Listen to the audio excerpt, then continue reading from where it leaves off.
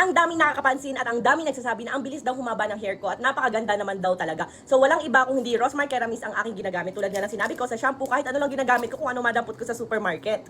Pero ang Rosmar Keramis hindi pwede mawala sa aking bag every time na lalabas ako dahil napakaganda naman talaga nito. Meron siyang castor oil and argan oil na nakakapagpa-maintain ng shiny hair at pagpapahaba ng aking buhok. Tingnan nyo naman guys, walang kasabit-sabit. Yes! Ayun, tingnan nyo, napakaganda talaga ng aking buhok at healthy pa. Tingnan nyo naman, di ba? And ang kapal-kapal pa. Kung sa iba parang ito lang yung buhok nila. Ako guys, dalawang set at napakapal talaga ng buhok ko. Ginagamitan ko lang lagi ng Rosmar Keramis Hairspray. Kung gusto mo na amoy pure seduction, go for color pink. And kung gusto mo baby lang, baby powder, go for color blue. 99 pesos nga lang pala ang Keramis natin. Rosmar Keramis. And protected ka pa sa araw. Dahil nakaka-protect din po ito sa araw at sa pagpuplansya ng buhok na nakaka-damage ng inyong mga buhok. Kaya naman nakakanipis, di ba? Ayan guys, repair damaged hair due to dryness and nakaka-straighten siya ng frizzy hair. Kaya ano pang hinihintay nyo? I-check out nyo na ang Rosmar Keramis para naman hindi lang ating skin ang smooth, kung di pati ang hair natin na sinabi ng crowning glory ng mga babae ay napakaganda at napaka-smooth din naman. Kaya, di ba, napansin nyo ang bilis humaba ng buhok ko? Rosmar Keramis lang yan. And 99 pesos lang po ito, pwede ito sa mga bagets, buntis at lactating. At kung mahilig ka mag-samgyup, naku, para hindi ka mag-amoy